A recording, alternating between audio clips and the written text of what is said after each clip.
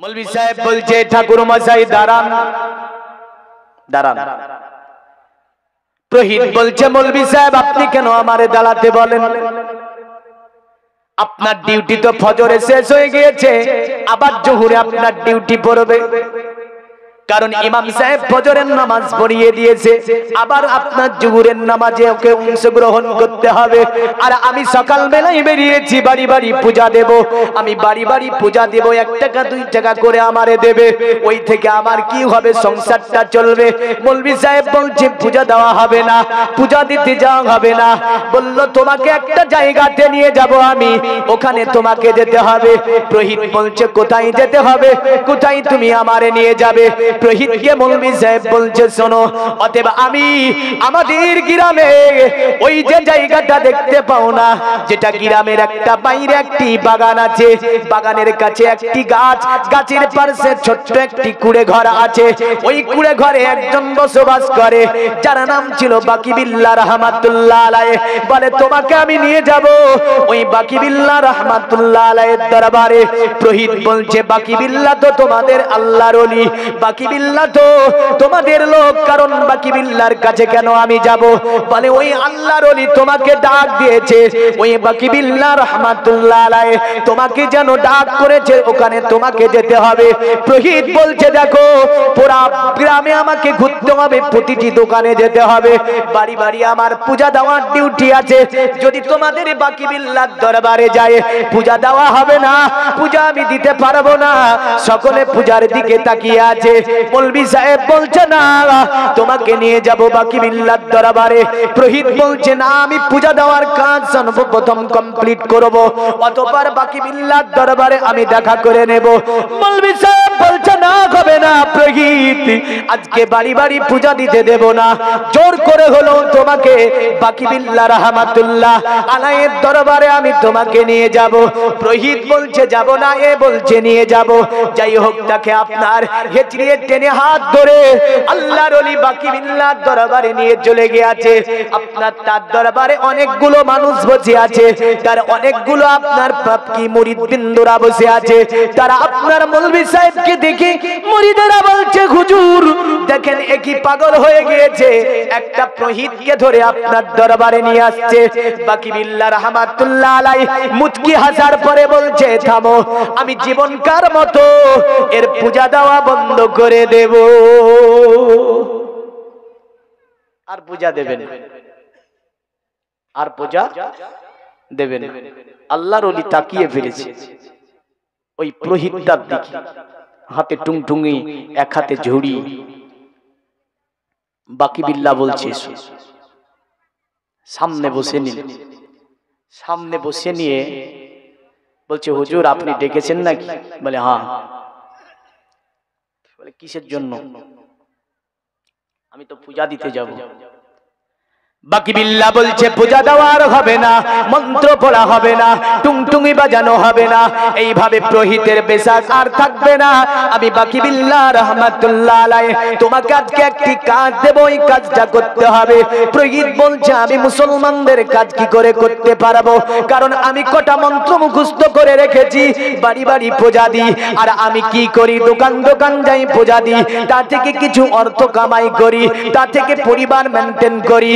আপনি আল্লাহর ওলি দুর্বেশ, আপনি আমাকে কাজ দিলে আমি করতে পারবো না। বাকিবিল্লাহ বলছে শোনো, আমি হচ্ছি বাকিবিল্লাহ রহমাতুল্লাহ আলাইহি, এমন একটা কাজ আজকে প্রহিত তোকে দিয়ে দেব, বিশ্বের জমিনে ইতিহাস তৈরি হয়ে থেকে যাবে। তিনি বলছে প্রহিত আজ থেকে এই গ্রামের মসজিদটাতে তারাবি শুরু হচ্ছে, কারণ রমজানের মাস আপনার আগত হয়ে গিয়েছে। শাবানুল মুআজ্জমের 29 তারিখে ওই প্রহিতকে ধরেছে কে? ওই প্রহিতকে ধরেছে আপনার মৌলवी সাহেব, মানে ইমাম সাহেব ধরেছে। আর বাকিবিল্লাহ বলছে আজকে রাত্রি থেকে তারাবির নামাজ শুরু হবে, আজকে রাত্রি থেকে তারাবির নামাজ পড়াতে হবে এই মসজিদে, সেটা হবে খতম তারাবি। জোরে বলবেন না সুবহানাল্লাহ সুবহানাল্লাহ। খতম তারাবি। তো বলেন একটা ঠাকুরকে প্রহিতকে যদি বলে যে আজকে আমাদের মসজিদে আজ থেকে তারাবি শুরু হবে, খতম তারাবি পড়াতে হবে, তো প্রহিত কি বলবে গো? হ্যাঁ কি বলে? আমি প্রহিত, আর আমাকে বলছে খতম তারাবি। বলে হুজুর মাফ করে দেবেন, আমি খতম তারাবি তো তারাবি, আমি নামাজও পড়াতে পারবো না। মুসলমানের কোন মন্ত্র আমার মধ্যে নাই, কেবলমাত্র মুসলমানদের মন্ত্র তার জানা আছে। এটাই লা ইলাহা দিপাপাম ইলা ইলাহা পরমপদম জন্ম বৈকুণ্ঠে পারপ, জন্ম বৈকুণ্ঠে পারপ অনিতাতে জাপি নামে মুহাম্মাদাম। যারা লা ইলাহা ইল্লাল্লাহ পড়বে ওরা অতি সম্মানের অধিকারী হবে। আর যারা মুহাম্মাদুর রাসূলুল্লাহর নামকে জপে নেবে ওরা যেন জান্নাতের অধিবাসী হবে। জোরে বলেন সুবহানাল্লাহ। পুরোহিত আমি হচ্ছি বাকি বিল্লাহ রহমাতুল্লাহ আলাইহি। অতএব তোর কোরআন শরীফ জানা নাই? বলে না আমার জানা নাই। কোরআন শরীফ তো দূরের কথা, আরবির অক্ষর পর্যন্ত আমি চিনি না। আল্লাহর ওলি বলছে শোন, আমি যেহেতু বলে দিয়েছি আমি তোকে দিই ওই নামাজ পড়িয়ে নেব। কারণ ইমাম সাহেবকে আপনার আগেই বলে রেখেছিল। ইমাম সাহেবকে বলেছিল, ইমাম সাহেব আপনার মসজিদে হাফেজের দরকার হলে আগামী কালকে ফজরের নামাজ পড়ে আপনি দরজার উপর দাঁড়িয়ে যাবেন। আর দরজার সম্মুখ দিয়ে যে ব্যক্তি প্রথম আপনার সম্মুখ দিয়ে যাবে ওই ব্যক্তিকে ধরে এনে আমি বাকি বিল্লাহ আমার দরবারে হাজিরি করতে হবে। সুবহানাল্লাহ সুবহানাল্লাহ। মৌলভী সাহেব দাঁড়িয়েছে তো টুংটুঙিওয়ালা গেছে, তো বলছে পেয়েছি টুংটুঙিওয়ালা, আমাকে তো বলেছি বাকি বিল্লাহ যে যাকে পাবি সকালবেলায় উঠে মসজিদের দরজায় দাঁড়িয়ে তাকে হাজির করবি আমার দরবারে। পুরোহিত হলো তো কি হলো, একই নিয়ে যাব, দেখি কি করতে পারে। বলে তাই তোকে আমার দরবারে নিয়ে এসেছে মৌলভী সাহেব। তো বাকি বিল্লাহর নজর পড়ে গিয়েছে তার উপরে। কবি বলেন নেগাহে ওয়ালি মে ও তাসির দেখিয়ে बदलती हजारों की तकदीर देखिए। উর্দু বোঝা গেল না, বাংলা করে দিই। অলির নজর যদি কোনো ব্যক্তির উপরে পড়ে যায় ওই ব্যক্তির তাকদীরকে বদলিয়ে দেয়। জোরে বলেন সুবহানাল্লাহ। হাজারো মানুষের তাকদীর বদলিয়ে যায় ওলির, একজন হাক্কানি ওলির দরবারে। কিন্তু এখন তো সোশ্যাল মিডিয়ার যুগ না, এই সোশ্যাল মিডিয়ার যুগে আমার ঘরের কিছু যুবক জেনারেশন তারা বলছে না না না মানা যাবে না। হাই হাই হাই, বলে কেন মানা যাবে না? বলে মানলে শিরিক হয়ে যাবে। এই মানলে শিরিক হয়ে যাবে। কোরআনের আয়াতকে অস্বীকার করলে তুমি মুসলমান থেকে বাদ হয়ে যাবে। সেটা জানা নেই। কারণ এখন যা শুরু করেছে বুঝলেন, শয়তান বলছে যে আমি আরাম পেলাম। কেন? শয়তানের ডিউটিতে কিছু মানুষকে কাজ শয়তান দিয়ে দিয়েছে। যেমন একটা মমতাজুল ইসলাম, ওকে বলেছে তোকে নিয়োগ করে দিলাম। শয়তান দেখছে যে তুই এমন কাজ পারিস যে আমি শয়তানও ওই কাজ পারি না। কেন? বলে তুই যে বলে দিয়েছিস শবে বারাতের রোজা রাখলে জাহান্নামে যাবে, আমি ইবলিস ওই কথাটা আজ পর্যন্ত বলতে পারি না। ইবলিস বলছে তোকে আমি ডিউটি লাগিয়ে দিলাম, আমি বসলাম, এখন ছুটি নিলাম। আমি আর একজন দাঁড়িয়েছে, ও আবার বলছে শবে বারাতের দিনে নাকি মসজিদে ইবাদত করলে, ও আবার সোশ্যাল মিডিয়াতে বলেছে বেশ্যাখানায় কাটানো রেখে চাই তোস্তুম হবে। নাউজুবিল্লাহ বলবেন না? নাউজুবিল্লাহ। কি নাম? নামটা কি? কামরুজ্জামান। তো শয়তান বলছে বাইরে এতদিন শয়তানি করে আসলাম, কামরুজ্জামান তোর মতো শয়তানি করতে পারিনি।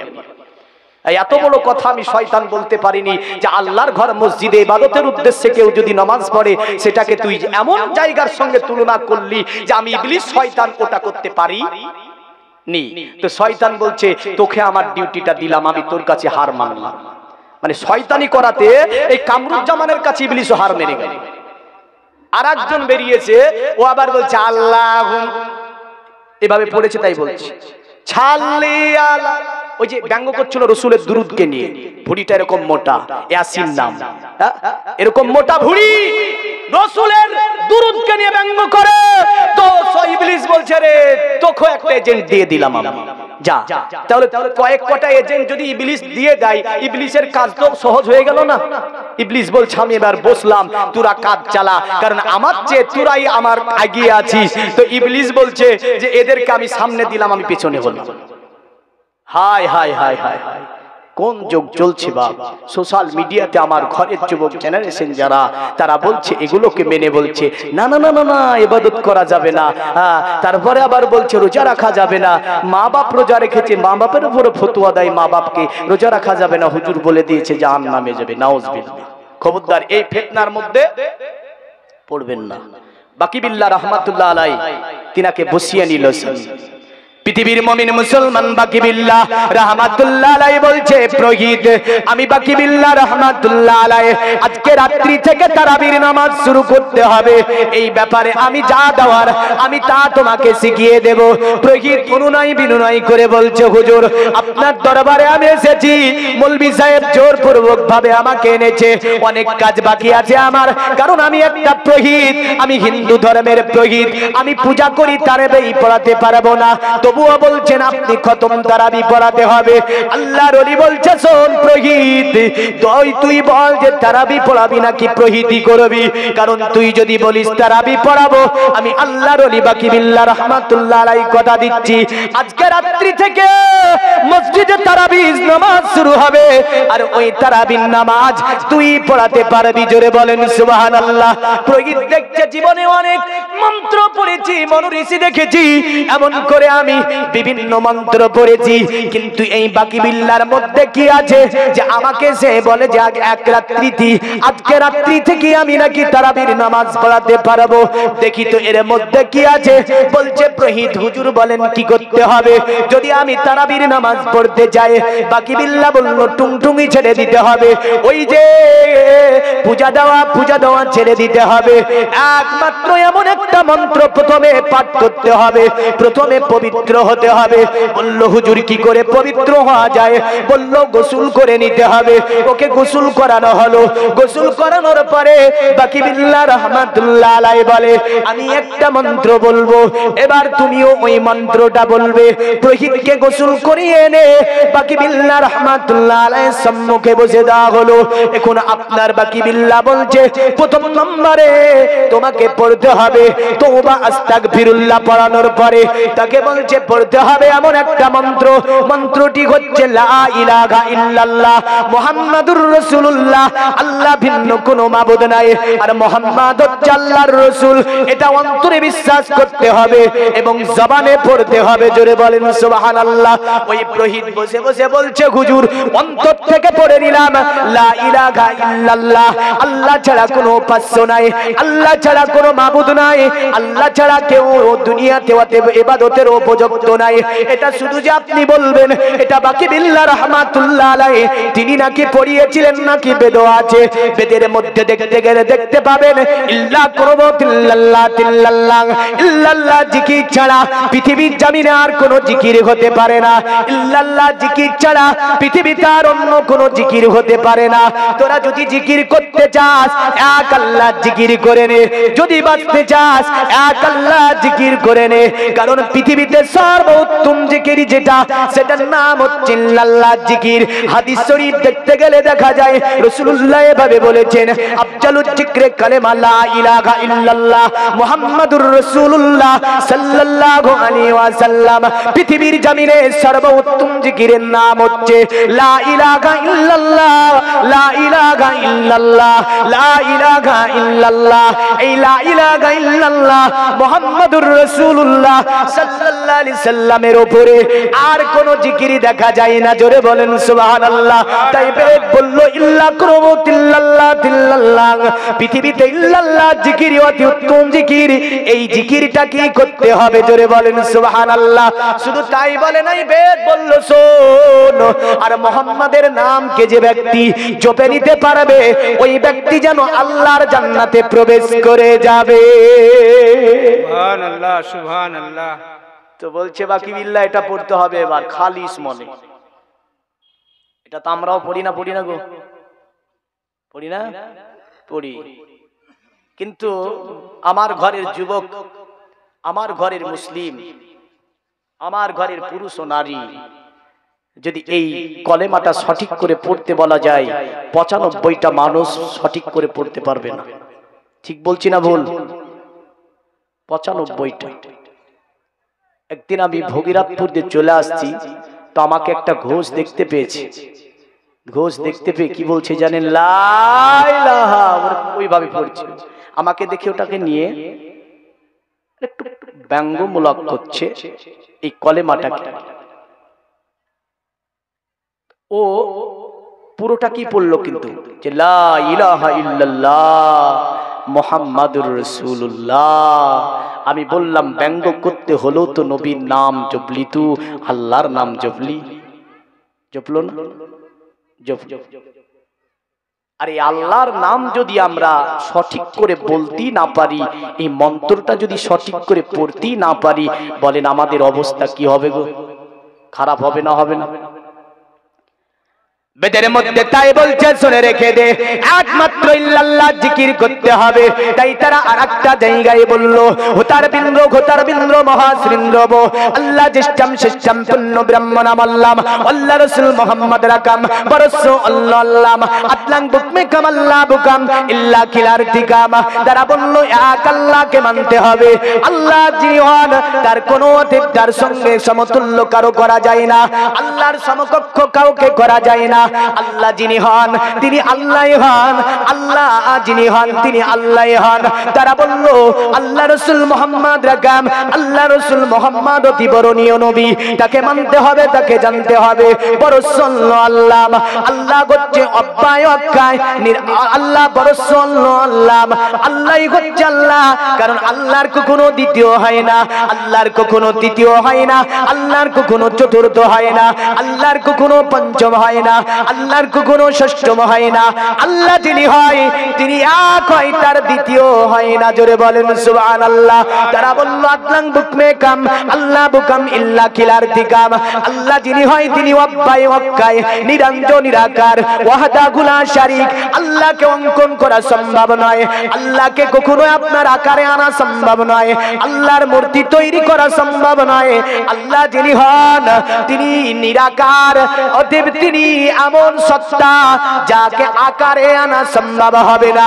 আর আল্লাহ যিনি তিনি লামাকাতে বসবাস করে, সৃষ্টির জন্য যেটা প্রযোজ্য হয় স্রষ্টার জন্য সেটা হয় না।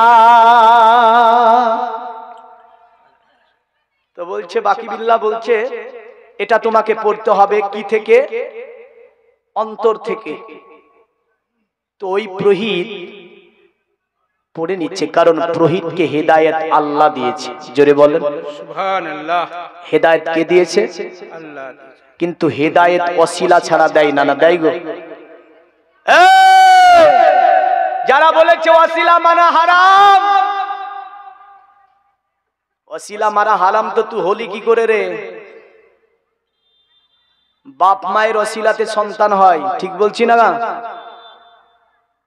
ওসিলা ছাড়া হবে না। ওসিলা এমন একটা জিনিস, এমন একটা জিনিস যে ওসিলাকে যারা অস্বীকার করে তারা আপনার কোরআনের আয়াত অস্বীকার করে। আল্লাহ রাব্বুল আলামিন তিনি বলেছেন যে তোমরা কি করো? ওসিলা তালাশ করো, ওসিলা ধরো, ওসিলা ছাড়া কখনোই হতে পারে না। আচ্ছা, এই দ্বীনে ইসলাম আল্লাহ ডাইরেক্ট আমাদেরকে দিতে পারে না? পারে না? হেদায়েত আল্লাহ ডাইরেক্ট ফেলতে পারে না? পারে না? কিন্তু যুগে যুগে এত নবী পাঠানোর কি দরকার ছিল গো? ডাইরেক্টই আল্লাহ হেদায়েত দিতে পারে, কিন্তু আল্লাহ বলছে না, আমি যুগে যুগে তোমাদের কাছে নবী পাঠিয়েছি, এই হেদায়েত যারা নবীকে মেনেছে তাদেরকে আমি আল্লাহ হেদায়েত দিয়েছি। জোরে বলেন সুবহানাল্লাহ। তাদের কি আমি আল্লাহ হেদায়েত দিয়েছি। তো পড়ছে আপনার, ও পড়ে নিল লা ইলাহা ইল্লাল্লাহ মুহাম্মাদুর রাসূলুল্লাহ। মুহাম্মদ হচ্ছে আল্লাহর রাসূল, মুহাম্মদ আল্লাহর রাসূল। কারণ কোরআনের মধ্যে আল্লাহ বলেছে মান আমানা বিল্লাহি ওয়া রাসূলিহি, তোমরা ঈমান আনো আল্লাহর উপরে আর ঈমান আনো রাসূলুল্লাহর উপরে। কেউ যদি বলে আল্লাহর উপরে ঈমান আনবো, রাসূলুল্লাহর উপরে আনবো না, ওকে মুসলিম বলা যাবে না। কেউ যদি বলে আল্লাহকে মানবো, রাসূলুল্লাহকে মানবো না, ওকে মুসলিম বলা যাবে না। কেউ যদি বলে আল্লাহকে মানবো, রাসূল রাসূলুল্লাহকে জানবো না, ওকে মুসলিম বলা যাবে না। আল্লাহ বলছে আমি আল্লাহ, আমাকে মানো ও আমার রাসূলকে মানো। জোরে বলেন সুবহানাল্লাহ। তো এই ব্যক্তি মুহাম্মাদুর রাসূলুল্লাহ এত দূর পড়ে নিয়েছে, বাকি বিল্লাহ রাহমাতুল্লাহ আলাইহি তার সম্মুখে হামাগুড়ি দিয়ে বসে আছে। তাকে নিয়ে আল্লাহর ওলি মুশাহিদা মুরাকাবায় বসে গেলেন। আল্লাহর ওলি বলছে, এ প্রগীত, এখন আর তুমি হিন্দু ধর্মে নাও, কারণ তুমি মুসলমান হয়ে গিয়েছো। যেহেতু তুমি লা ইলাহা ইল্লাল্লাহ মুহাম্মাদুর রাসূলুল্লাহ ইকরার বিল লিসান তাসদিক বিল কালবের সঙ্গে পড়েছো, তুমি এখন ঈমানদার হয়েছো, ঈমান এনেছো। আল্লাহর ওলি বাকি বিল্লাহ রাহমাতুল্লাহ আলাইহি তাকে সম্মুখে বসে নিয়ে বলছে, এবার তুমি পড়ো আউযু বিল্লাহি মিনাশ শাইতানির রাজিম বিসমিল্লাহির রহমানির রহিম। আপনার এইভাবে পড়িয়ে সূরাতুল ফাতিহা, সূরা ইখলাস পড়ালো, এমন করে আপনার সূরা নাস ফালাক পড়ালো, দুরূদ শরীফ পড়ালো, চোখকে বন্ধ করে রেখেছে। আল্লাহর ওলি বাকি বিল্লাহ রাহমাতুল্লাহ আলাইহি তাকে আপনার এগুলো পড়িয়ে দিয়ে বুকের সঙ্গে জড়ে ধরে একটা চাপ দিয়ে বলছে, কিছু কি তুমি দেখতে পেলে? বলে না হুজুর, কিছু দেখতে পাই না। আবার মুশাহিদা মুরাকাবা করালো, বুকের সঙ্গে জড়িয়ে টাচ দিল, বলে কিছু কি তুমি দেখতে পাও? বলে না হুজুর, কিছু দেখতে পাই না। আল্লাহর ওলি আল্লাহকে বলছো, গো আমার আল্লাহ, দুনিয়ার জমিনে তোমাকে পাবার জন্য পৃথিবীর আরাম আয়েশকে আমি বাকি বিল্লাহ সব বর্জন করে দিয়েছি। পৃথিবীর জমিনে বিবি বাচ্চা ঘর সংসারকে পরিত্যাগ করে দিয়েছি। আমি বাকি বিল্লাহ রাহমাতুল্লাহ আলাইহি আমি তো আমার জন্য কিছু চাই না, আমার জন্য কিছু করতে চাই না আল্লাহ। যেহেতু আমি ইমামকে কথা দিয়েছিলাম যে ফজরের নামাজ পড়ে যাকে সম্মুখে পাবি আমি বাকি বিল্লাহ আমার দরবারে ধরে আনবি, ওই ব্যক্তিকে দিয়ে আমি মসজিদে এবার খতম তারাবি পড়িয়ে নেব। জোরে বলেন সুবহানাল্লাহ। আল্লাহ আমি কথা দিয়েছিলাম, ওই মোতাবিক একটা প্রহিতকে ধরে এনেছে। ওগো আমার আল্লাহ, আমি জানি হেদায়েতের মালিক হচ্ছে তুমি, তুমি তাকে হেদায়েত দিয়েছো, কিন্তু আমি আল্লাহর ওলি বাকি বিল্লাহ তোমার কাছে একটু সাহায্য চাই আল্লাহ। কারণ পৃথিবীতে এমন কোনো কাজ নাই যে তোমার ইশারা যা পেলে হবে না, এমন কোনো কাজ নাই আল্লাহ। কারণ তোমার কুদরত পৃথিবীতে কোনো জ্ঞান দ্বারা বোঝা যায় না আল্লাহ। কারণ পৃথিবীতে তুমি যখন ঈসা নবীকে পাঠালে, বিনা বাপ দ্বারা ঈসা নবীকে মারিয়ামের গর্ভে দিলে, দুনিয়ার জমিনে পাঠিয়ে দিলে আল্লাহ। ওগো আমার আল্লাহ, পৃথিবীর জমিনে তুমি যখন হযরত ইউসুফ আলাইহিস সালামের সাক্ষী দিলে যে বাচ্চা কথা বলতে পারে না, ওই বাচ্চাকে দিয়ে তুমি কথা বলিয়ে নিলে আল্লাহ। ওগো আমার আল্লাহ, পৃথিবীর জমিনে তুমি সমস্ত কিছু করতে পারো, কারণ সব শক্তি তোমার কাছে আছে আল্লাহ। আমি তোমার কাছে দোয়া করি আল্লাহ, তুমি এই ব্যক্তিকে কোরআনের হাফিজ বানিয়ে দাও। দোয়া কবুল হবে না? হবে না? যদি আল্লাহকে ডাকতে জানে, চাইতে জানে, হবে না? আরে খোদা তোমার ডাকিতে জানি না, ডাকার মতন ডাকিলে তুমি কেন শুনবে না? খোদা তোমার ডাকিতে জানি না। জোরে বলেন। যেমন ডেকে ছিল মুসা নবী, তুর পাহাড়ে গেছে চলি, খোদার নূরে পাহাড় জলে, মুসা জলে না। খোদা তোমার ডাকিতে জানি না, ডাকার মতন ডাকিলে তুমি কেন শুনবে না? খোদা তোমার ডাকিতে জানি না। যেমন ডেকে ছিল ইব্রাহিম নবী, নমরুদের আগুনে পড়ি। ডেকেছে না ডাকেনি? ইব্রাহিম বলেছিল না আল্লাহ, আল্লাহ বলছে নারু কুনি বারদা ওয়া সালামান আলা ইব্রাহিম, আগুন তুমি আমার ইব্রাহিমের উপরে ঠান্ডা হয়ে যাও। জোরে বলেন, সালামতি হয়ে যাও। যেমন ডেকে ছিল ইব্রাহিম নবী, নমরুদের আগুনে পড়ি, আগুন হলো ফুল বাগিচা পশম জলে না খোদা তোমার ডাকিতে জানি না ডাকার মতন ডাকিলে তুমি কেন শুনবে না খোদা তোমার ডাকিতে জানি না যেমন ডেকে ছিল জাকারিয়া নবী করাতে তার মাথা চিরি যেমন ডেকে ছিল ইউনুস নবী মাছের পেটে পড়লো রই হুকুম খোদার পড়লো রই হজম হলো না জোরে বলা যাবে না আর একটু জোরে বলেন তো সুবহানাল্লাহ যেমন ডেকে ছিল ইউনুস নবী মাছের পেটে পড়লো রই হুকুম খোদার পড়লো রই হজম হলো না খোদা তোমার ডাকিতে জানি না ডাকার মতন ডাকিলে তুমি কেন শুনবে না খোদা তোমার ডাকিতে জানি না আল্লাহুম্মা সাল্লি আলা মাওলানা মুহাম্মদ ওয়া আলা আলি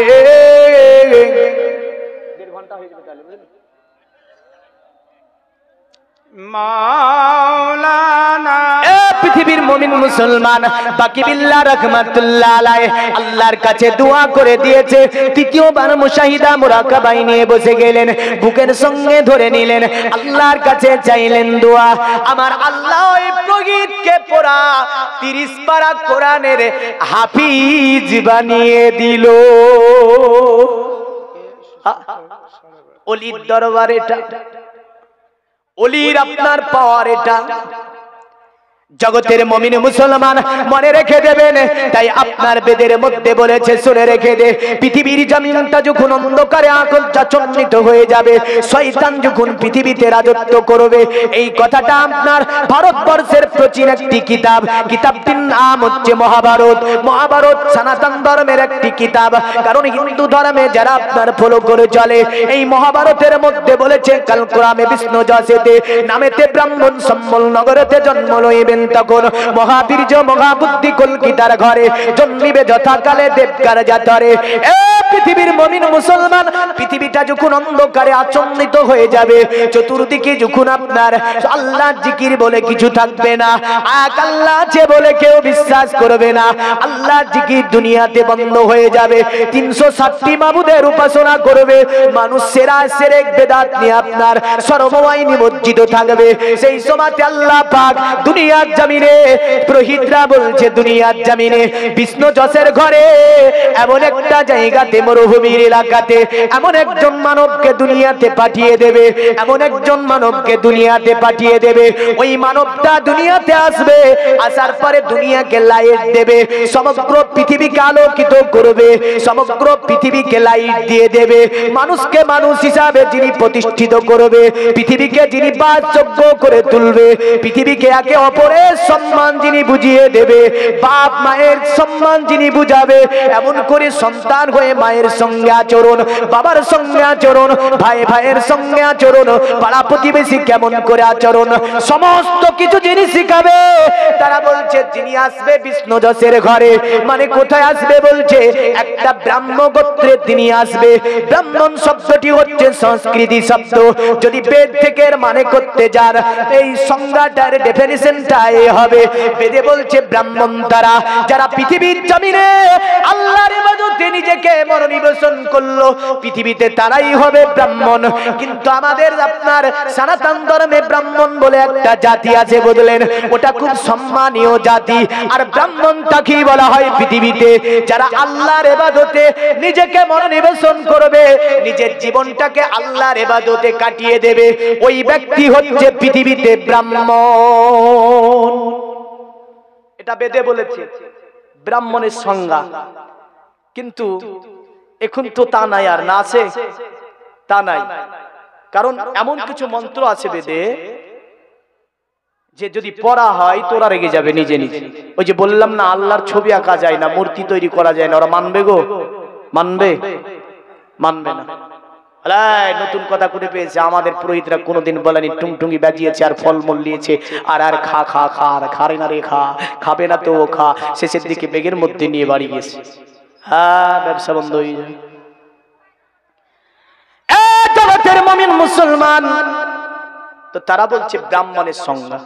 এখন দেখেন এই ব্রাহ্মণ গোত্র কে আসলো, যে মহাভারত বলছে আসবে, তো কে আসলো এটা জানতে হবে এবার, যে ইনি কে। এবার এটার যদি আরেকটু বাংলা করে দিই, বললো বিষ্ণু যশের ঘরে আসবে। কার ঘরে? বিষ্ণু যশের ঘরে। আর তারা বললো সম্বুলে আসবে। কোথায় আসবে? সম্বুল। সম্বল শব্দটি হচ্ছে সংস্কৃতি শব্দ, এর বাংলা যদি করেন হবে শান্তির এলাকা, সংরক্ষিত জায়গা। আরবি করতে গেলে পবিত্র কোরআনের একটি সূরা, সূরাটির নাম হচ্ছে সূরাতুত তিন। সূরা 3-এর আপনার আল্লাহ পাক তিনি এইভাবে বলেছেন, ওয়াত-তিন ওয়াজ-যাইতুন ওয়া-তুরি সিনিনা ওয়া হাযাল বালাদিল আমিন, ওয়া হাযাল বালাদিল আমিন, আমানতের শহর, শান্তির শহর, সংরক্ষিত এলাকা। আর আপনার বেদ বলছে ওটা সম্বুলে আসবে তিনি, আর কোরআন বলছে ওয়াহাজাল বালাদিল আমিন, মানে তিনি আসবে কোথায়? আমানতের শহরে, শান্তি শহরে। বেদ বলছে তিনি সম্বুলে, আল্লাহ বলছে ওয়াহাজাল বালাদিল আমিন। আবার সূরা ফজরে আল্লাহ এইভাবে বলছে, লা উকসিমু বিহাজাল বালাদ ওয়া আনতা হিল্লুম বিহাজাল বালাদ ওয়া ওয়ালিদিউ ওয়া মা ওয়ালাদ। জোরে বলেন সুবহানাল্লাহ। আল্লাহ বলছে নবী আমি মক্কার কসম করেছি, জানেন?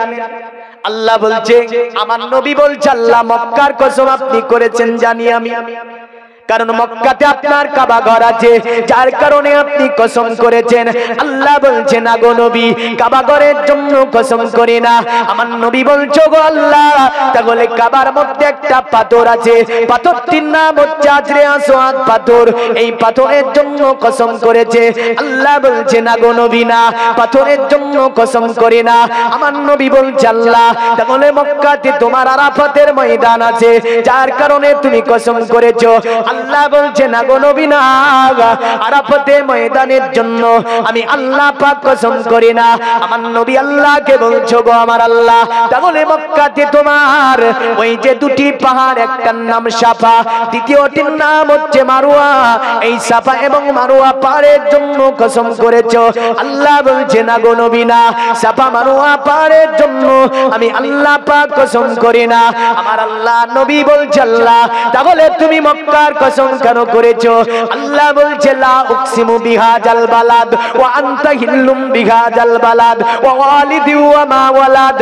ও আমার নবী, মক্কার কসম আমি আল্লাহ এই কারণেই করেছি, কারণ ওই মক্কাতে আপনি জন্মগ্রহণ করেছেন, আর মক্কাতে আপনার পিতৃপুরুষ যারা, তারা ওই মক্কাতে জন্মগ্রহণ করেছে।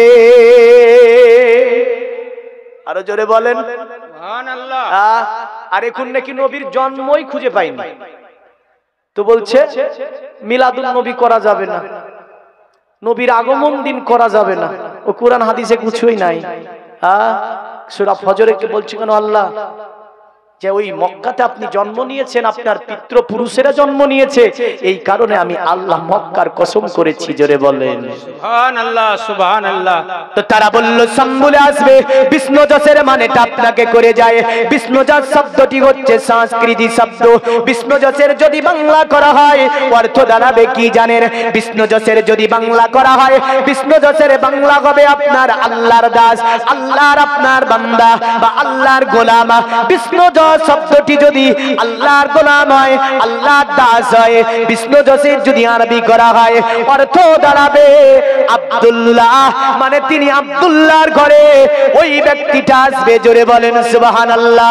তারা বলল পৃথিবীকে যিনি বাসযোগ্য করে তুলবে, মানুষকে যিনি প্রতিষ্ঠিত করবে দুনিয়ার জমিনে, তিনি যে বিষ্ণু যশের ঘরে আসবে, ওই বিষ্ণু যশের ছেলের নামটা কি হবে, বিষ্ণু যশের পুত্রটার নাম কি হবে? বলল শোনো, ওই বিষ্ণু যশের পুত্রটার নাম হবে নরাসং। কারণ তারা বেদে বলল নরাসং সং সুতিষ্ঠ জাম্পাসং সপ্রথস্তমাং। তারা বলল নরাসং নামে পৃথিবীর জমিনে এমন একজন ব্যক্তি দুনিয়াতে জন্মগ্রহণ করবে, ওই নাম হবে নরাসং। নরাসং শব্দটি হচ্ছে সংস্কৃতি শব্দ। যদি নরাসং শব্দটির বাংলা করা হয়, অর্থ দাঁড়াবে প্রশংসিত। আর যদি নরাসং এর আরবি করা হয়, তাহলে অর্থ দাঁড়াবে মুহাম্মদ সাল্লাল্লাহু আলাইহি সাল্লাম। বলবেন না?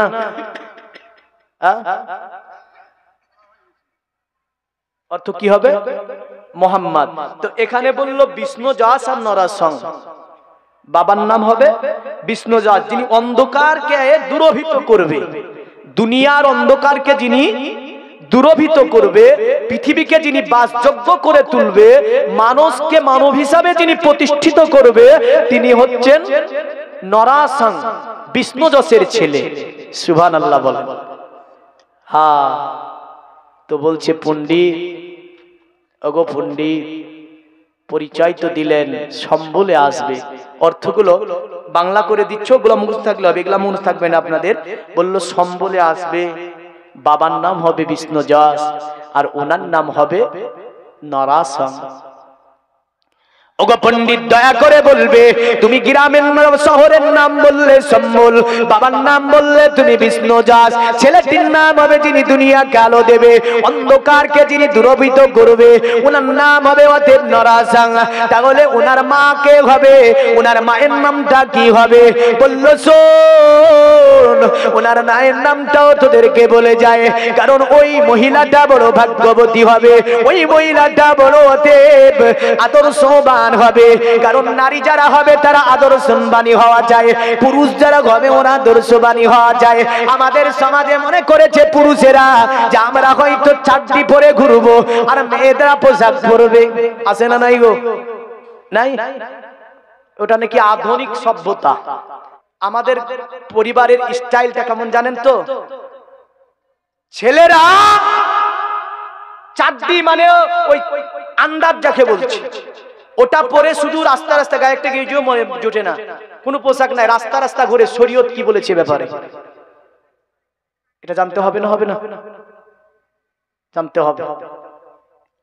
আজকে শরীয়ত শুধু আমার যে দিন ইসলামে কথাটা বলেছে তা নয়, বেদের মধ্যে নিয়ে একটা মন্ত্র এইরকম ভাবে আছে, কেমন জানেন তো?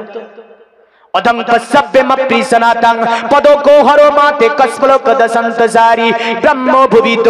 তারা আপনার বলল শুনে রেখে দে, অদং তসব্বে মপ্রি সনাতং পদকো হরো, পৃথিবীর জমিনে পুরুষ এবং নারী তারা উভয় রাস্তা দিয়ে যখন চলাচল করবে, উভয় যেন পোশাকে আবৃত ভাবে চলাচল করবে। সুবহানাল্লাহ বলবেন না? পুরুষ এবং নারী উভয়। বলল মাতে কসফলো কদসন্তসারি ব্রহ্ম ভুবিত।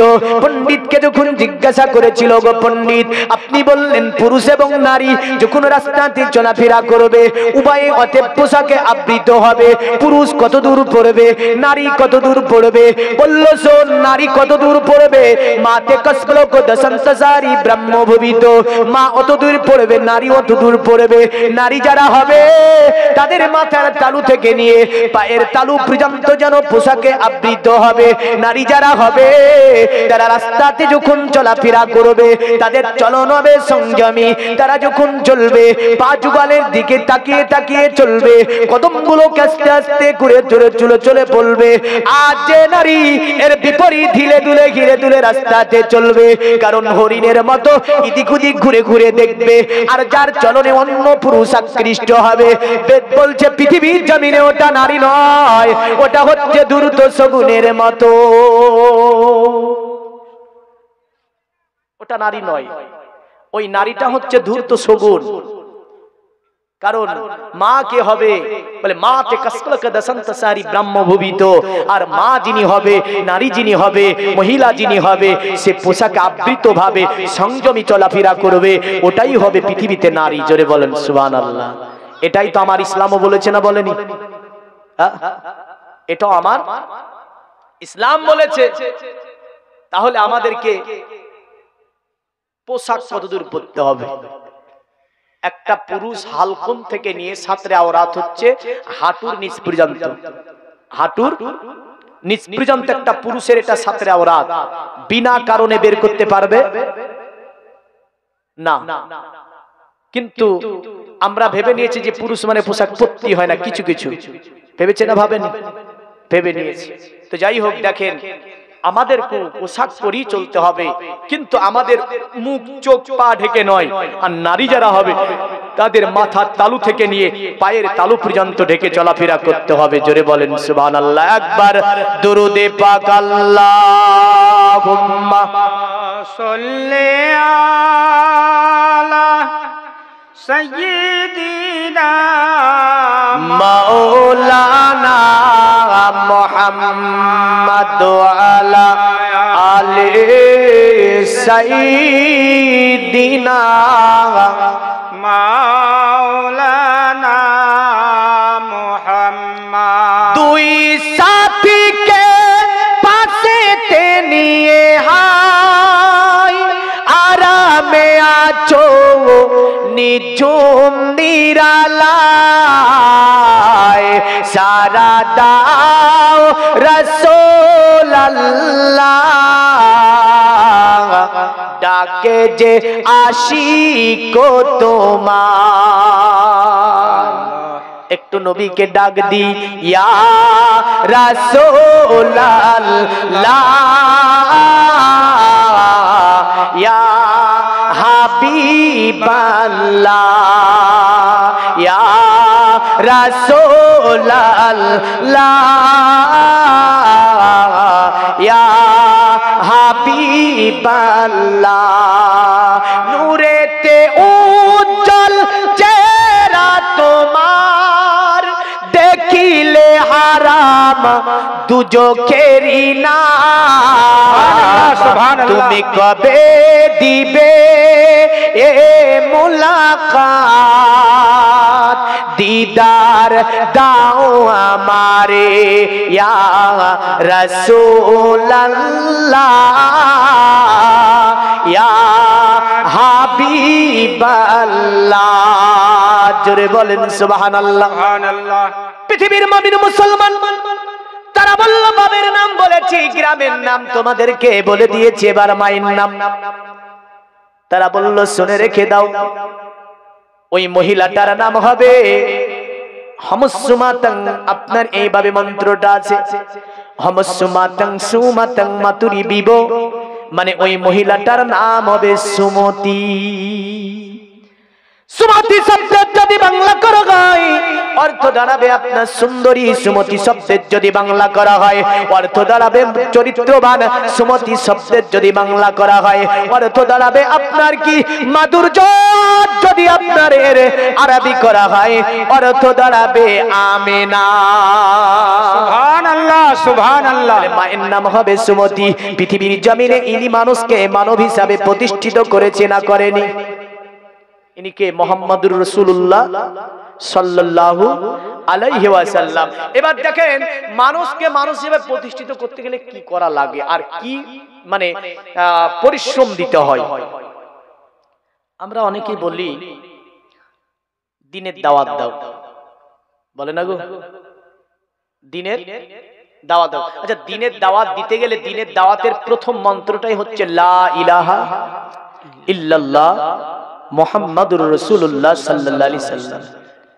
যেখানে আপনার পূজা মণ্ডপী হবে, পুরোহিতরা আসবে, সেখানে পূজা দিবে, সেখানে দাঁড়িয়ে যদি ওই যে আপনার মাইকটা নেওয়ার পরে আমার মতো বলবি দিনের দাওয়াত দেয় আর বলে তোমরা এগুলো বাদ দিয়ে দাও, পড়ো কলেমা লা ইলাহা ইল্লাল্লাহ মুহাম্মাদুর রাসূলুল্লাহ সাল্লাল্লাহু আলাইহি ওয়াসাল্লাম, পিটিয়ে চামড়া বিনিয়ে দেবে। দেবে না? দেবে না? যেহেতু দিনের দাওয়াত দেওয়ার জন্য বলছে অনেকে, তা আমি তো বলি চলো যাই, ওখানে যাই। বাইজিদ বুস্তামি রহমাতুল্লাহ আলাইহি একজন আল্লাহওয়ালা ছিল। আওয়াজ দিচ্ছে বাইজিদ।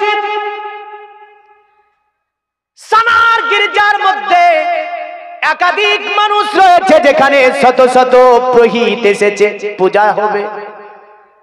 বড় একটা সানাতে পূজা হয়। আল্লাহর ওলির কানে আওয়াজ আসছে, বাইজিদ যাও, এখান থেকে সানাতে চলে যাও, যাবার পরে ওই মেলাতে যাও এবং কি ওই পূজা মণ্ডপে আমি আল্লাহ আমার এই কলেমার দিনের দাওয়াতটা জানিয়ে দাও। বাইজিদ বুস্তামি আপনার কানে আওয়াজ পাওয়ার পরে ভাবছে, সানাতে অনেক ধরনের পুরোহিত আছে, সানাতে অনেক বড় একটা পূজার অনুষ্ঠান, ওই পূজাতে কেন আমাকে দেওয়ার জন্য আবেদন করে। বাইজিদকে বলছে, বাইজিদ তুমি কি করো, অতএব তুমি পুরোহিতের পোশাক পরিধান করে নাও, পুরোহিতের পোশাক পরিধান করো। ভক্তবিন্দুরা দেখছে যে আল্লাহর ওলি বাইজিদ সে পুরোহিতের ওই যে গেহরি যে পোশাকটা আছে গেরুয়া, ওই পোশাকটা পরে নিয়েছে। এরা ভাবছে, হুজুর আপনি পোশাক কেন পরলেন? বলে আমি যাব সানআ মন্দিরে। বলে সানআ মন্দিরে তো আজকে পূজা, বড় পূজা হচ্ছে। বলে ওই পূজা অনুষ্ঠানে আমি যাব আল্লাহর দ্বীনের দাওয়াত দিতে। জোরে বলেন সুবহানাল্লাহ। যারা বলে ওলি মানি না, ওলিদের ইসলামে অবদান কি দেখো, ওলিদার অবদান দেখতে গেলে ভারতবর্ষের ইসলামটাই ওলির অবদান। জোরে বলেন সুবহানাল্লাহ। এই ভারতের ইসলামটাই কার অবদান? ওলির অবদান। ওলিদের অবদানটা কি দেখেন, সানআ মন্দিরে যাবে। আল্লাহর ওলি বাইজিদ বুস্তামি রহমাতুল্লাহ আলাইহি সেখানে গুটি গুটি পায়ে চলে গেলেন। পায়ে আছে আপনার পুরোহিতের পোশাক। সেই আপনার ওই সানআ মন্দিরে 100 বেশি আপনার পুরোহিত রয়েছে। তাদের মধ্যে একজন বড় পণ্ডিত আছে। পণ্ডিত আপনার এসেছে, সারিবদ্ধভাবে স্টেজে বসে আছে। সময় মোতাবেক আপনার তারা মন্ত্র পড়বে এবং আপনার কি করবে, সেখানে পূজা শুরু করবে। আল্লাহর ওলি আপনার বাইজিদ বুস্তামি রহমাতুল্লাহ আলাইহি তিনি সানআ মন্দিরের জনতা, অনেক লাখ লাখ জনতা, তার মধ্যে যাবার পরে তিনি বসে গেলেন। আল্লাহকে বললেন, ওগো আমার আল্লাহ, আমি বাইজিদ যেহেতু এই মন্দির অনুষ্ঠানে এসে গেছি, ওগো আমার আল্লাহ আমি তোমার কাছে দোয়া করি, বাইজিদ বুস্তামি যে মাহফিলের মধ্যে থাকবে, বাইজিদের সম্মুখে যাতে করে পূজার মন্ত্র পাঠ করতে না পারে, পূজার কাছে যাতে করে বাইজিদের সম্মুখে পূজা দিতে না পারে, এমন করে তিনি বিড়ি বিড়ি করে আল্লাহকে একটা দরখাস্ত জমা দিয়ে দিয়েছে। আল্লাহর আদালতে দরখাস্ত কবুল হয়ে গিয়েছে। পৃথিবীর মুমিন মুসলমান সময় হয়ে আসছে। বড় পণ্ডিতকে বলছে, অন্য পণ্ডিতেরা বলে, হুজুর তাহলে সময় মোতাবেক পূজা শুরু করি। তিনি বললেন, হ্যাঁ পূজা শুরু করতে হবে। তো পূজা শুরু করার জন্য বলে মোমবাতিগুলো জ্বালিয়ে দাও, এমন করে আমাদের ওই যে বাতিগুলো আছে, আগরবাতি ধূপবাতিগুলো জ্বালিয়ে দাও। মন্দিরের সম্মুখে আপনার যে তাদের প্রতিমা রাখা আছে, প্রতিমার সম্মুখে আপনার রেখে দেওয়া হবে। যখনই তাতে আগুন দিতে যায়, আপনার প্রদীপ যেন আগুন গ্রহণ করে না, প্রদীপ যেন আগুন নেয় না, আগরবাতিতে আগুন জ্বলে না, এমন করে চেরাগের আগুন জ্বলে না। পণ্ডিত ভাবছে, কি ব্যাপার, এত চেষ্টা করে কেন আমরা আগুন জ্বালাতে পারি না, আমরা এই ধূপবাতি আগরবাতি দিতে পারি না? বড় পণ্ডিতকে বলছে, আচ্ছা পণ্ডিত পূজা শুরু করব, কিন্তু এতে যে আগুন জ্বলে না, চেরাগের আগুন জ্বলে না, এমন করে যেন ধূপবাতি আগরবাতি কিছুই জ্বলে না, ব্যাপারটা কি? বলে, কে বললো? কি করে হলো এটা? চেষ্টা করে দেখো। চেষ্টা করে বারবার দেখে, কিন্তু বারবার আপনার চেষ্টা কোনো কাজে আসে না। পৃথিবীর মুমিন মুসলমান তাদের প্রচেষ্টা যখন বিফল হলো, বড় পণ্ডিত বলল, ঠিক আছে আমি একটা গণনা করে দেখছি। সে আপনার গণনা করতে করতে দেখলো যে এই মাহফিলে একজন আল্লাহওয়ালা আছে, যতক্ষণ পর্যন্ত ওই আল্লাহওয়ালা বসে থাকবে তার সম্মুখে পূজা দেওয়া যাবে না, মন্ত্র পাঠও করা যাবে না, এমন করে প্রদীপ আগুন নেবে না।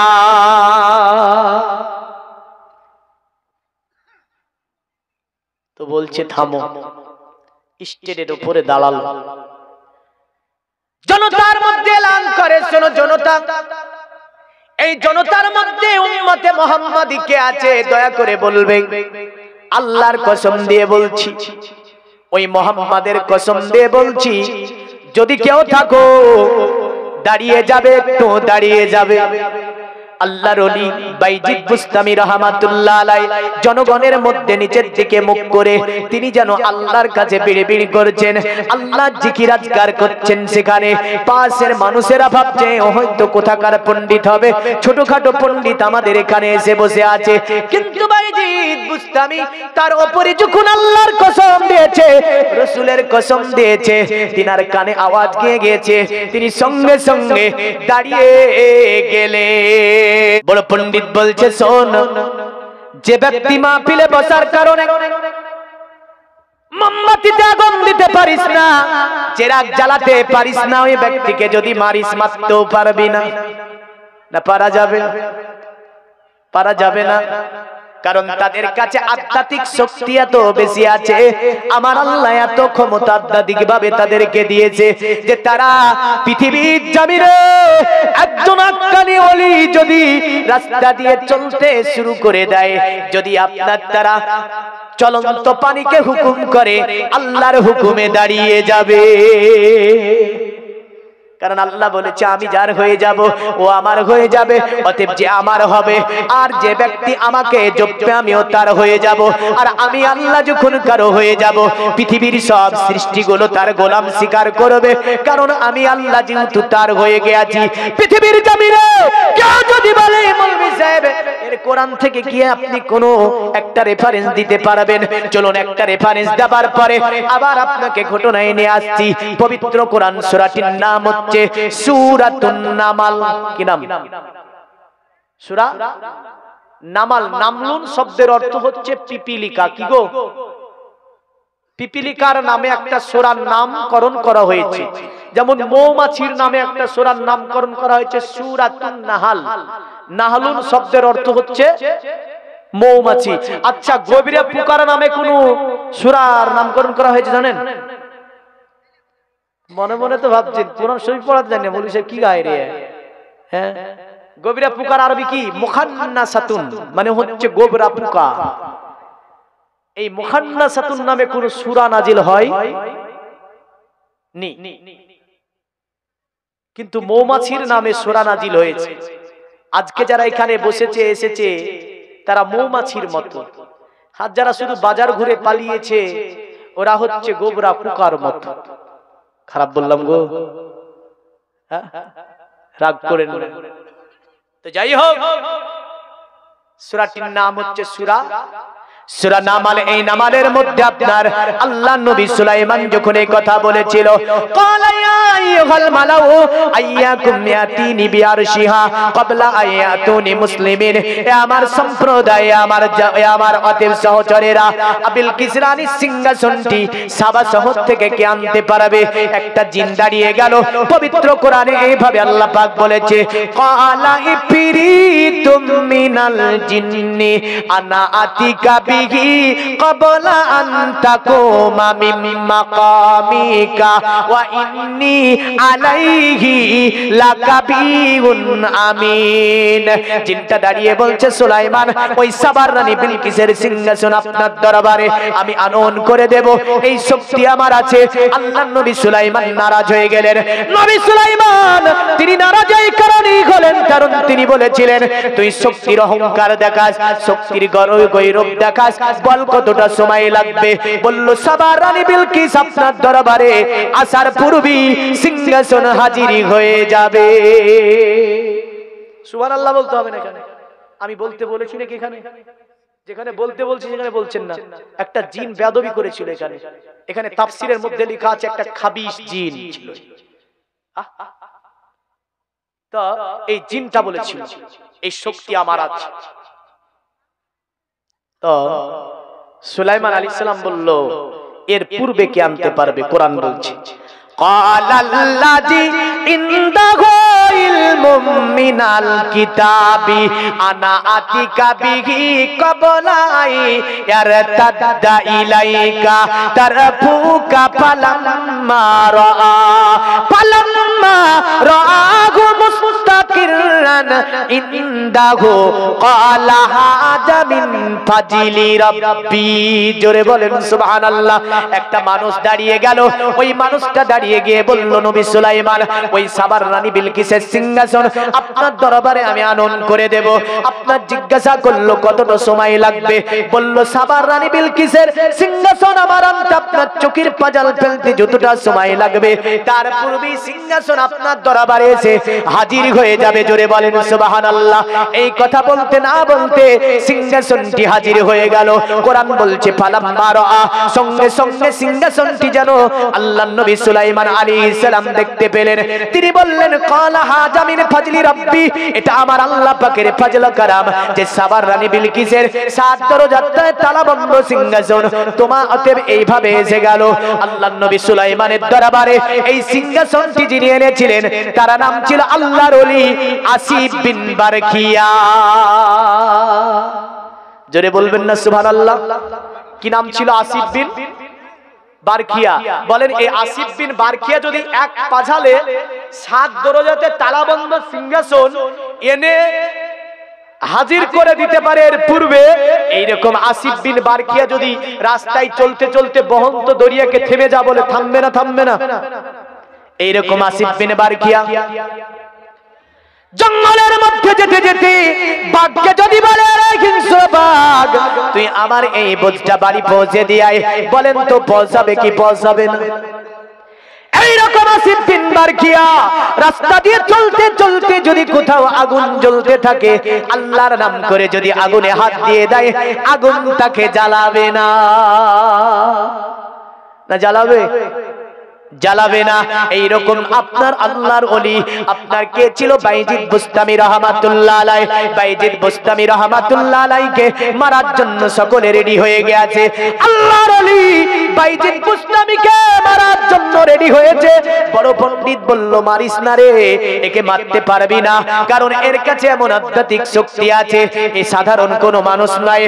অতএব আমি তার সঙ্গে কিছু সালা পরামর্শ করব, যদি ওই পরামর্শতে হেরে যায় আমি অঙ্গীকার করব তার ধর্মটা মেনে নেব। আর যদি সালা পরামর্শতে যুক্তি তর্কে যদি আমি তাকে হারাতে পারি, আমার ধর্মে তাকে করাবো। এমন যুক্তি দিয়ে, প্রেম দিয়ে যদি তাকে, যদি জ্ঞান দিয়ে যদি তাকে হারিয়ে দিতে পারি, নিশ্চয়ই সে আমাদের কাছে পরাজিত হবে। আর যদি হারাতে না পারি, তাহলে আমাদেরকে পরাজয় বরণ করতে হবে। কিন্তু পণ্ডিত জানে না আল্লাহর ওলি বাইজিদ বুস্তামিকে আমার আল্লাহ কত জ্ঞান দিয়েছিল। কারণ আল্লাহর ওলি তারা হয় যারা পৃথিবীর জমিনে আল্লাহর দাসত্ব করে ইলমে লাদুন্নি প্রাপ্ত হয়ে যায়। তো যুক্তি তর্কে হারাতে হবে, জ্ঞান দিয়ে হারাতে হবে। বলল, এই উম্মতে মুহাম্মাদি তুমি আমার কাছে এসে, বড় পণ্ডিত বলছে, বললেন যে পূজা মণ্ডপীতে শত শত পণ্ডিতের মধ্যে যে মেন পণ্ডিত, ওই পণ্ডিতটা বলছে তুমি আমার কাছে এসো। তো দেখেন যে আল্লাহর ওলি বাইজিদ বুস্তামি যে মাহফিলে বসে আছে, ওই মাহফিলে পূজা বন্ধ হয়ে যাচ্ছে। সুবহানাল্লাহ বলবেন না? তাহলে বলেন যে আমার নবী পাক সাল্লাল্লাহু আলাইহি ওয়াসাল্লাম এসেছিল, সেই দিন পূজার অবস্থা কি হয়েছিল? সেদিনকার অবস্থা কি হয়েছিল জানেন? আরে সত্যের বাণী নিয়ে এলো মক্কায়, বাতিল বিদায় হলো তিনারি ছোঁয়ায়। জোরে বলেন, সত্যের বাণী নিয়ে এলো মক্কায়, বাতিল বিদায় হলো তিনারি ছোঁয়ায়। বেদিনেরা কয় পূজা নেই হয়। সুবহানাল্লাহ। কারণ বেদিনেরা বলছে পূজা হয় না। পূজা যে হয় না, কেমন করে পূজা দিব, কেন পূজা হয় না? পণ্ডিত বলল আজকে পূজা হবে না, কারণ মক্কাতে আলামিন এসেছে। बेदीने राकाए पूजा नहीं है। अरे माँ काटे अलामीनो राय ओ नबी नबी जी आमार ओ नबी नबी जी आमार ओ नबी नबी जी आमार। अरे मदीना बासी खुशिर मातो मोদের কোলে এলো নূরের ইবাদন। জোরে বলেন, আর একটু জোরে হবে। अरे मदीना बासी खुशिर मातम मोদের কোলে এলো নূরের ইবাদন। পাবো কি আমন তোমায় করিব যতন ও নবী নবীজি আমার ও নবী নবীজি আমার। জোরে বলেন সুবহানাল্লাহ। তাই বেদের মধ্যে বলেছে দেবা ধর্মা চিত্র যুগা देवालकत्तचारा खुष्टा पुष्टा शासन दुष्टा कलको रजोनी चाबुबा नना देवा देलिंगे सु भूषाने भूषिते सुचा इंद्र जानी बुद्धाति कल्पोका पूजा का जाना न संति बेदे बोल्लो सोन ओई अवतार कलिर कलकी যেই দিন পৃথিবীতে আবির্ভূত হবে তোরা যে মূর্তির পূজা করিস না কেন লাতুজ্জা বালা বাক্কা সানাত মানাত হানাত খানাত যারি পূজা করিস না কেন পূজা করা হবে না। কারণ এত লিঙ্গ বিশিষ্ট পূজাগুলি এত বিভিন্ন নামের পূজাগুলি হবে না। কারণ নবী পাকের আগমনে পূজা বন্ধ হয়ে যাবে, তিলকবাজি বন্ধ হয়ে যাবে। সেই দিন অবতার কলির কলকি মুহাম্মদ দুনিয়ার জমিনে পদার্পণ করবে। সেই দিন তোরা দেখতে পাবি এমন একটা বাতাস প্রবাহিত হবে, এমন রহমত দুনিয়াতে নেমে আসবে যেন যে গাছ জীবনে ফুল ফুটাতে পারেনি ওই গাছে যেন ফুল ফুটে যাবে, যে গাছ জীবনে ফল দিতে পারেনি ওই গাছে যেন ফল ধরে যাবে, যে মরুভূমিতে পানির অভাবে জীবনে সবজা ঘাস বেরায়নি ওই মরুভূমির প্রান্তরে যেন ঘাস বেরাবে। জোরে বলেন সুবহানাল্লাহ। ওই অবতার কলির কলকি পৃথিবীর জমিনে যেই দিন পদার্পণ করবে বলল শুনে রেখে দে অতএব ওই অবতার কলির কলকি আসাতে ওই যে তিলক দিয়ে ইন্দ্র জালিকদের বিভিন্ন কল্প কাহিনী দিয়ে ঢোল বাজিয়ে বাজিয়ে চুনচুনি বানিয়ে এমন করে তোরা যে ঢাম্পা বাজিয়ে গলে মানুষকে ভুলিয়ে ভালিয়ে রাখা যাবে না। কারণ তিনি আসার পরে এর অবসান ঘটিয়ে দেবে, এটা আপনার তাদের পণ্ডিতরা ভবিষ্যৎবাণী করে দিয়েছে। সব তোদের এই তিলকবাজি আর ইন্দ্র জালিকদের বিভিন্ন বানানো গল্প করা দিয়ে মানুষকে ভুলিয়ে ভালিয়ে রাখা বন্ধ করে দেবে যিনি, তিনি অবতার কলির কলকি মুহাম্মদুর রাসূলুল্লাহ সাল্লাল্লাহু আলাইহি ওয়াসাল্লাম। আর কি হবে এখন বলছে মুসলমান যদি দেখে, মুসলমান তারা তো জানে মাথায় টুপি, ওই যে দীনকৃষ্ণ ঠাকুরকে জিজ্ঞাসা করছে কি জানেন, আচ্ছা আপনি হিন্দুদের বিরুদ্ধে বলেন, বলেছে না বলেনি? বাড়িতে বলেছে, বলছে কি যে বাড়িতে একটা মূর্তি তৈরি করেছে, করার পরে নাম রেখেছে গোপাল। গোপালের সম্মুখে আপনার আপেল বেদানা চেরি ফল আঙ্গুর ফল দুধ কলা ইত্যাদি এনে বলছে গোপাল খা। কি বলছে? গোপাল খা। আরে গোপাল তো খাবে কোথায়? গোপালের পায়খানা কোথায়? বাড়িতে তো গোপালের পায়খানা নাই, গোপাল পেশাবও করে না, তো গোপাল খাবে কি করে? উচিত কথা। যে গোপাল খাবে সেই গোপালকে দেয় না, যে গোপাল খাবে না তাকে দেয়। এটা দীনকৃষ্ণ ঠাকুর বলতেছিল। ওর জন্য ওকে হিন্দুরা এই যে রিসেন্ট বাড়ি থেকে টেনে হেঁচড়ে নিয়ে যাচ্ছিল না, দেখেছেন তো সোশ্যাল মিডিয়াতে। দীনকৃষ্ণ ঠাকুরকে বলছে, আচ্ছা তুমি যে এত হিন্দুদের দুর্নাম করো, কখনো গোপালের, কখনো দেখা যায় মন্দিরের, কখনো দেখা যায় মন্দিরের মধ্যে যে আমরা পূজাগুলো তৈরি করে রেখেছি তাতে আমরা দুধ কলা ইত্যাদি দিই, আর ওই দুধ কলা দিয়ে তাকে খাওয়াই, আর তুমি তার বিরুদ্ধে বলতে যাও।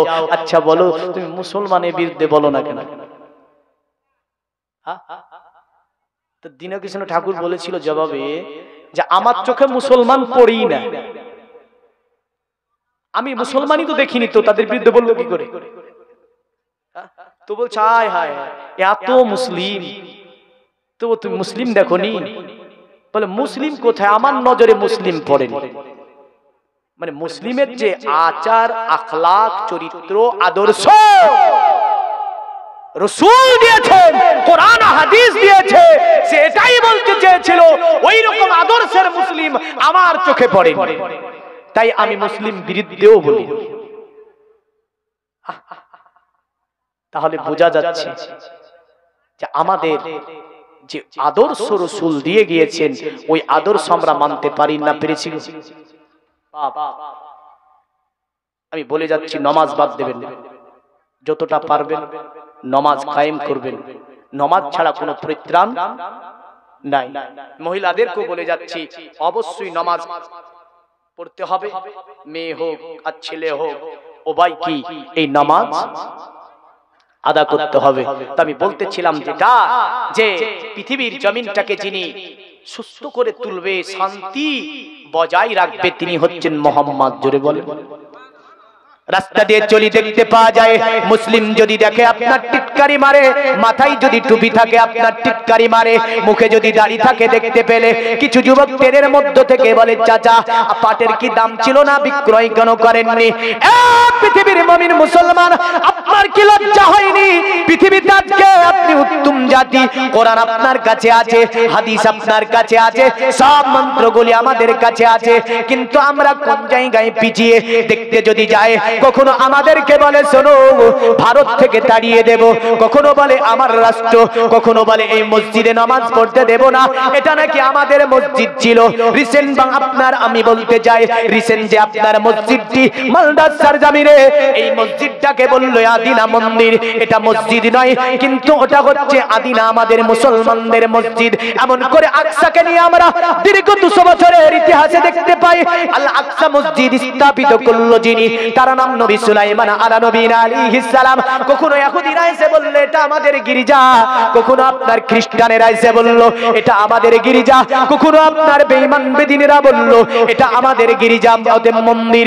আল্লাহ পাকের ঘরকে কখনো দখল করতে চাই, কখনো ফজরের আজান যদি আমরা দিই, যাবার পরে আপনার থানাতে একটা এফআইআর করে দেয় যে ফজরের আজান যখন মুসলমানরা দেয়, মসজিদে আমার মসজিদের পাশে আমার বাড়ি, আমার কানে তালা লেগে যায়, আমার ঘুম ভেঙে যায়। কিন্তু তাদের যে এক সপ্তাহ নয়, পুরা মাসকে মাস কীর্তন করে, ওই কীর্তনের বাড়ি এসে আমার মসজিদে লাগে। কোনদিন কোন মুসলমান যাবার পরে থানাতে একটা এফআইআর করেনি যে আমার মসজিদে কীর্তনের বাড়ি লাগে, আমার মসজিদে নামাজের অসুবিধা হয়। কোন মুসলমান আজ পর্যন্ত পৃথিবীতে একটা এফআইআর করেনি ওই আপনার কীর্তনের বিরুদ্ধে, কিন্তু তারা আজানের বিরুদ্ধে এফআইআর করেছে, মসজিদে নামাজের বিরুদ্ধে তারা এফআইআর করেছে, বলেছে না মসজিদে নামাজ পড়তে দেওয়া হবে না, মাইকে আজান দিতে দেওয়া হবে না, কুরবানি করতে দেওয়া হবে না। আবার সোশ্যাল মিডিয়াতে কখনো কখনো দেখছি তাদের মধ্য থেকে কেউ মোহাম্মদ আমার বিশ্বনবীকে নিয়ে আপনার কি করছে, বেয়াদবিমূলক আচরণ করছে। কখনো কোরআনকে নেওয়ার পরে বলছে এটা মুসলমানদের কোরআন। সোশ্যাল মিডিয়াতে আপনার কি করছে, তারা ফারছে কোরআনকে নিয়ে বেয়াদবি করছে।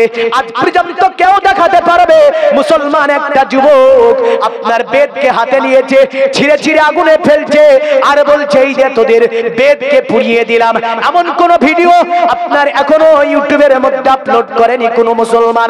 কারণ মুসলমান সম্প্রীতি বজায় রাখে, কারণ এই ভারতবর্ষ একটা ধর্ম নিরপেক্ষতা দেশ।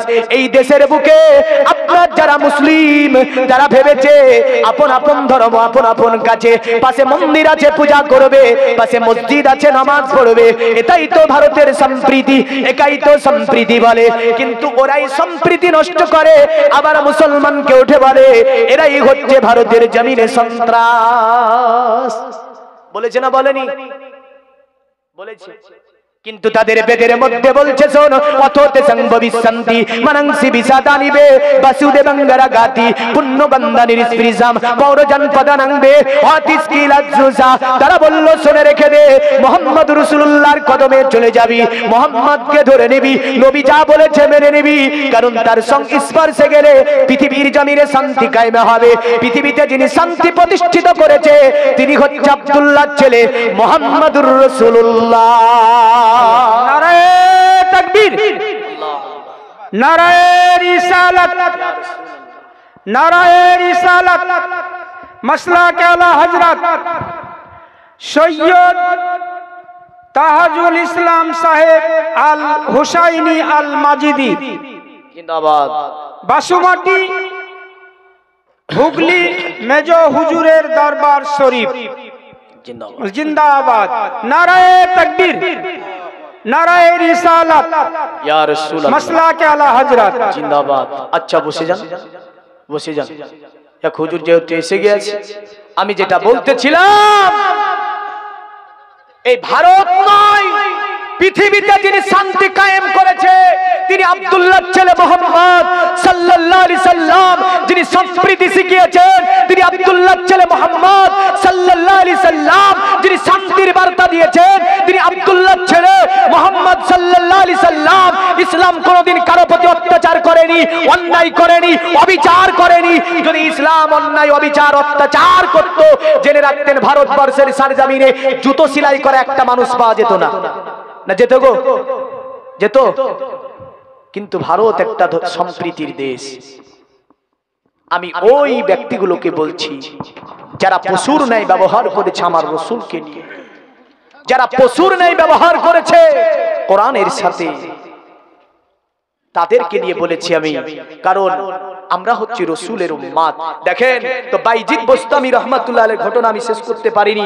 তো তিনি যেখানে বসেছিলেন তিনার কারণে পূজা পর্যন্ত বন্ধ হয়ে গিয়েছিল।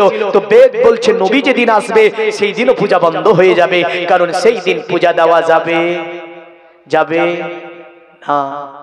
আল্লাহ রাব্বুল আলামিন আমাদের সকলকে পৃথিবীর জমিনে রসুলের মহাব্বত, রসুলের ভালোবাসা, রসুলের প্রেম অন্তরে নিয়ে পৃথিবীতে 5 ওয়াক্ত নামাজ কায়েম করার তৌফিক এনায়েত করে। সকলে বলি আল্লাহুম্মা আমিন। ওয়া আখিরি দাওয়ানা আনিল হামদুলিল্লাহি রাব্বিল আলামিন।